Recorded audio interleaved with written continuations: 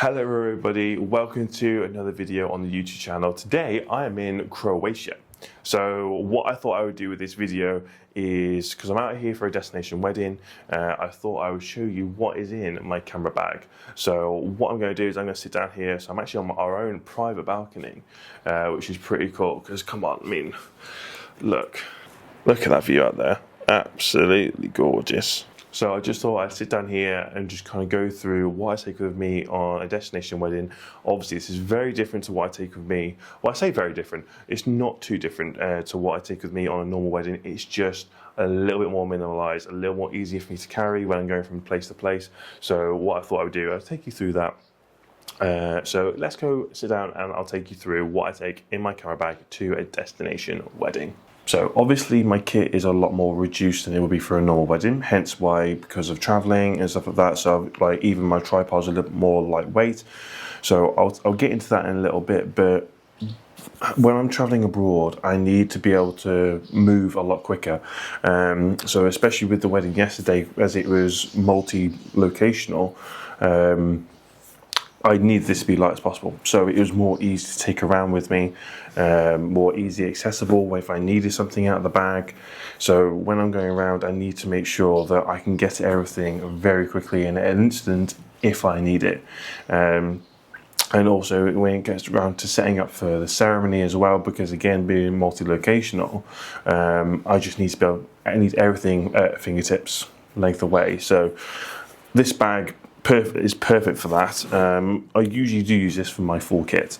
So this is my think tank bag, which I got from a videography show in London a few years ago, and which, as you can see, it's got plenty of pockets inside, plenty of space.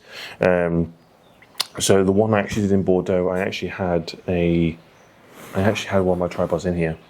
So for this trip I didn't, because lucky enough I've got my partner here with me who has got a bit more luggage, so I was able to put two of my tripods in the baggage that went underneath the plane, as well as actually bringing my monopod with me too.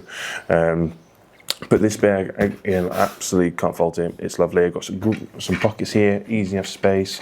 It can fit my laptop in at the front as well. It's got another pocket here that I can put things in, and it does lock. It locks at the side, so the zips come around and they lock in here, so no one can get at it. And it's passcode chained, so that's really good and really handy for me. So nice, lightweight, easy to carry around with me. So next are my cameras. So I've actually got 3 cameras with me today. Obviously there's one that I'm filming on now. These are all my Canon Mark II R6s. So I've got 3 of these. They're perfect at doing the job, so I upgraded to these 2 earlier this year. I previously had 2 Mark I R6s and only the 1 Mark II, but changing to all 3 Mark IIs is an absolute game changer. Having the accessibility to shoot at 4K for longer than 30 minutes, so even when you're doing church ceremonies, etc., or ceremonies that go on a little bit longer than expected, they completely do the job. Absolutely perfect. Can't fault them. So I've grown up on Canon, so my parents, as some of you know, are wedding photographers. They've always been Canon, so hence why I've been brought up to use Canon. Some people always go, oh, why don't you go to Sony's? They do this, they do that and stuff, but I really don't care. I'm happy with my Canons. They do the job, and I love the colours. I love the colours through them. But so when I got these, during the ceremony, that allowed me to have, I actually had 2 near the back, as the ceremony was a little bit unexpected. So I actually had 1 up on the balcony, 1 on the bottom, and I was at the top of the aisle. And then I actually ended up moving them round, so I had the 1 still up at the top, but I had 2 either side for the vows, and then I moved 1 to the back for the first kiss. So that was my plan with those, and obviously along with cameras comes with a smothering of batteries. Batteries was one thing that, obviously airport security isn't a massive fan of so many batteries. Fun fact, on this trip I actually got full bag stripped, so full bag check, so they stripped everything out of the bag just to check everything. To be fair though, the bloke was actually really nice who was doing it. He was saying that he does a bit of photography himself, yada yada yada. He's got a studio and things like that, so we had a good conversation and everything was fine. Everything completely got through. When you go into Europe, everything usually is it usually is quite fine. But from time to time, you will get the odd bag check because of batteries and things like that. So there's my cameras. Obviously, there's one there that I'm filming on. But we'll get on to the next thing now. And the next thing is obviously lenses. So the lens I'm filming on now is the Canon 2470 2.8. So that's an absolutely amazing lens. I've been able to use it all through the trip whenever I needed a wider shot and stuff like that. The photographers I work with, they did like to get quite close at times. So using having the flexibility of the range of focal length for the 2470 really did help me out. But my favourite lens is this one here, which is the Canon 50mm 1.2. This lens was, if we're doing a normal wedding, this is on my camera all day. I can't get enough of this lens. I absolutely adore it. But I always then have to opt to the wide if I need a wider angle. If I'm at the top of the ceremony and this just can't fit everything in, but this is just beautiful. Shooting at 1.2 on this is just stupid. It's insane. And then this one here is the first lens I ever had. This is the Canon 24-105 f4. So this is actually when I first bought my first camera, this came with it. So I got the package that this came with, and this lens has saved my ass so many times. Being able to zoom in when possible to 105, just that really helps, especially if I'm a bit further back. So even for the speeches, I was able to punch in quite a bit with this during the speeches. Sorry. So that was really handy to have that on. So I've got a different range of motion with each of my lenses, which just helps me out at certain stages of the day. Now, next for cameras to go on are my stabilization. So I've got these tripods here. I think they're like 36 quid off Amazon, and for lightweight duty, they are brilliant. They actually go quite high as well, so they are quite stable too. I say that one of the best men actually almost knocked one of these over during the speeches as he was trying to go up to raise a toast. But fair play to him, he caught it. So lucky enough that was fine. But these are absolutely fine, especially during ceremony and things. They're very stable, really decent, and they do go quite high. So I've got two of these. So two of these actually went both in my my baggage that went underneath the plane. Again, because I come here with my partner for this trip. That really did help. And even with the backpack that I brought with me on the plane, that is actually what I'm using to carry these around in, because they are so small. They're so small, they're so lightweight, you can carry them on your back so easily. So both of them have actually fit in there with an extra shirt. So just in case it got a bit too warm on the day. But they both fit in there, as well as then my monopod, which this is actually standing on now, which is the Cobra Strike 3. Incredible monopod. Very good stable feet.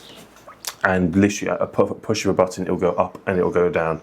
So it's really good, really reliable and stable too. As you can see, that it is just completely standing on its own now, nice and easily. So they are what I've used it for stabilization throughout the ceremony and also the speeches. Now, when it comes down to audio, these are what I've been using for every wedding that I've ever done, and they are the Sony TX660s. So I've actually got 8 of these, and as you can see, they are actually all labelled. They're all labelled, so it's so much easier when I'm backing up. I know exactly which recorder I'm taking out and whose speech is going to be on them. So, for example, on the one side, is very ceremony related, so I've actually got the one for the officiant, 2 readings, and I've got a spare one. So a spare one just in case you're at a church and you need to put a recorder for ambience of hymns and stuff like that. Or there is another speaker. Which does happen from time to time. And on the other one is very much speech related. So obviously I've got the one belonging to the groom, which does go on him during the ceremony, obviously as well. The best man, father of the bride, and microphone. So I have gone quite traditional with the ones that I have got, the labels anyway. But obviously they can chop and change for each person, so I may even bring the spare one around if there's an extra speech or something like that. And then one thing I do have as well, which really does help at times, is these little mag mics. These mag mics are fantastic. I didn't use them yesterday, however, but I've got, at the minute, I've got 4 black ones, and I've got 1 white one. The white one, people obviously will think that's made for the bride. Usually this gets used on the groom more when they have white tuxes. When they have a white tux or a cream suit, beige suit, that's when this one will come out. But you know, any other colour, blue, grey or black, the black ones are obviously the best bet for that. They literally just attach into the back of the TX660 little clip-on. You can either hide it under the lapel or in the groom's pocket. So all you see is that little white dot or black dot, which one you're going to use. They do other colours for people like bridesmaids and things like that, but I haven't been able to get my hands on them because they've been sold out. But that is what I'm using for all my audio. So obviously, to the extent of when I put one onto the microphone, I have actually got with me, if you bear with me a second, I have got some electrical tape and I have got a sleeve, so which this sleeve just wraps around the microphone itself, and then the recorder slots into this little slot here. So as they're obviously holding the microphone, they can speak right into it, which I did do yesterday because the maid of honour, the bride's sister, did a speech. So that was very, very handy for myself, and she's actually quite a quiet speaker. So that was really handy. But just in case you do get a microphone where this doesn't fit, the electrical tape is always the second best bet. Now, because out here it is so bright, I've actually got 3 of these ND filters, which are the K&F concept ones.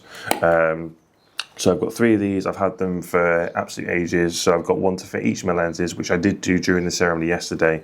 And it just helps control the light that little bit more. You don't have to push your shutter so much to get a really nice image. Don't get me wrong, I used to crank the shutter all the time, but to be honest, I actually really like the look these ND filters give. So really happy with those, and they have saved my ass quite a few times. So they are my ND filters. So obviously, when you're going abroad, the one thing that obviously you're going to bring with you is a drone. So with the drone I've got, it is the DJI Mini 4 Pro. I've had this again for a couple of years now, 2 to 3 years. And it's been absolutely fantastic. The image quality of this has been fab. So I've just kind of flown this up just to get a little bit of scenery. I did it from my balcony here, which I'm on the second day. So I flew this around, got a couple of shots around the local town that I'm at. And lucky enough, I was able to fly it just over Dubrovnik itself, over the old town. And it does look absolutely fantastic. So everyone, I think every videographer nowadays has a drone. So that's this is the one I've got. So moving on to external cameras that I'm actually bringing, so extra cameras. I've actually got this Sony camcorder. So this was really good fun to hand off to bridesmaids and people like that. So basically, I call it the guest cam. So obviously, opening up and you're ready to go. So it's so easy for people to use. So yesterday, my partner came with me, and she was actually using this for the whole day, which for her, it was really nice and easy for her to use. But that is always such a nice thing to be able to see. You never know, you might get some gold out of this. Whenever handing it off to guests and they go around and get messages, etc., that you might get some really nice audio snippets out of this. And again, it's just something that the couple get a little bit extra of. It may enhance the film sometimes, it may not, but it's there if needed. And then just here as well, this is probably my last call of a backup for a wide angle, which is my DJI Osmo Pocket 3. So I've had this again for a couple of years now, and sometimes I've been in rooms where it is so tiny, and I just could not fit another tripod anywhere. So this really does the job. I've got a little attachment which is just here, which that actually wraps around it, so it can attach onto the top of my camera.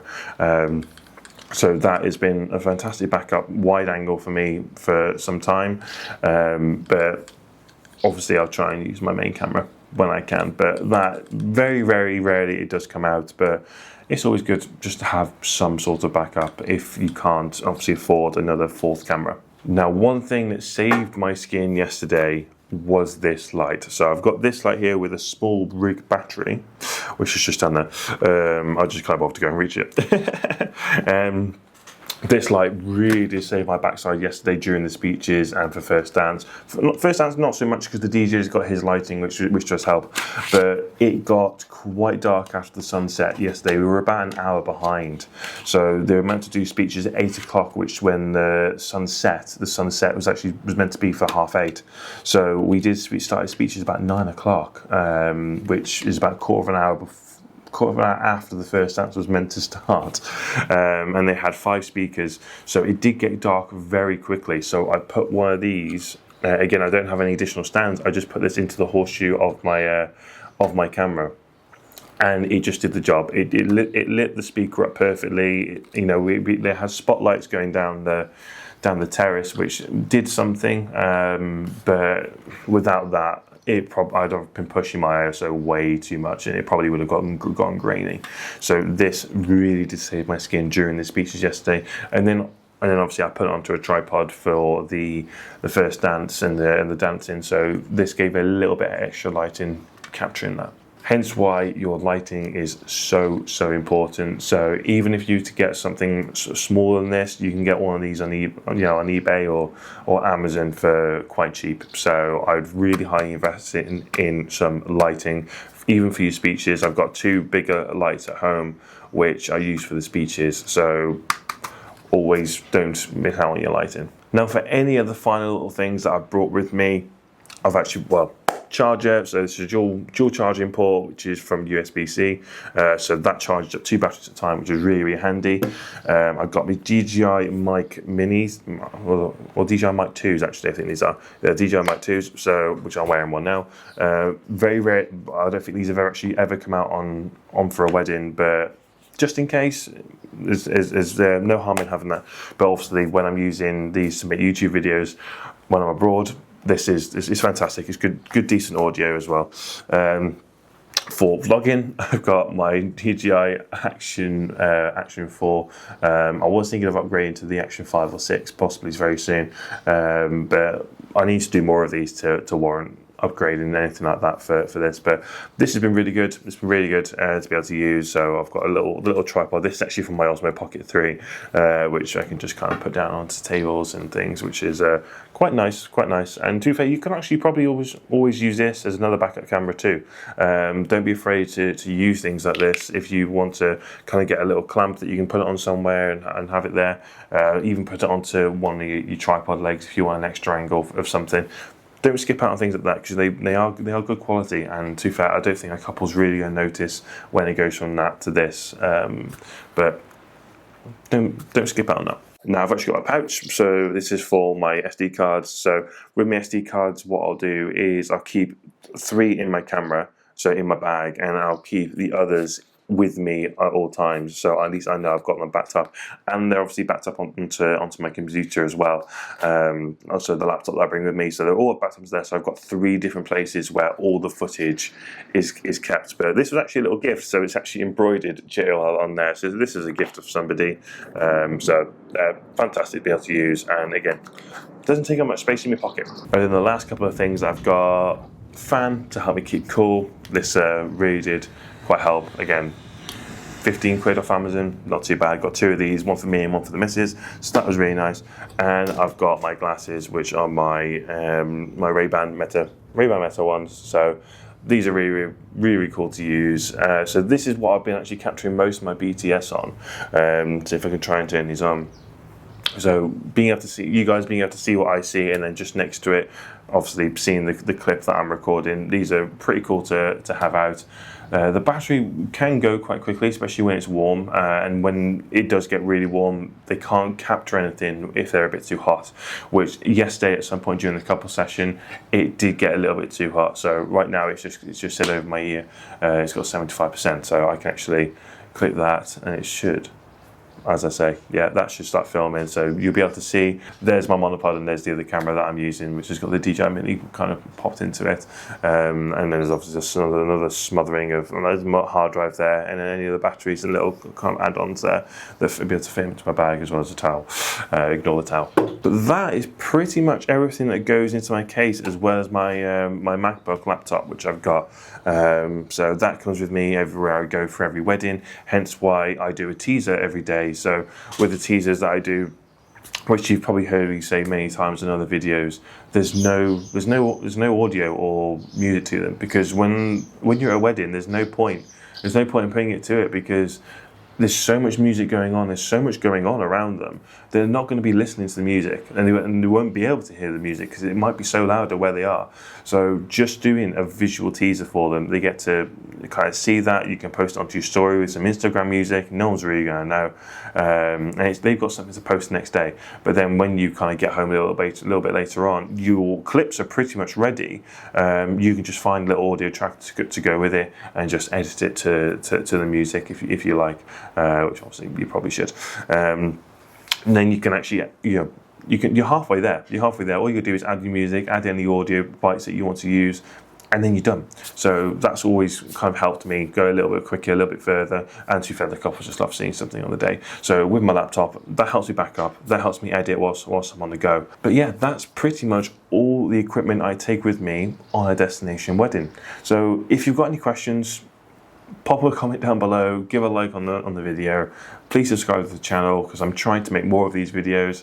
It'd be absolutely fantastic if I can get some more people watching and subscribing and things like that. So like I say, if you did like the video, please subscribe, put a comment down below of what you want to see next, and I'll see you in the next video.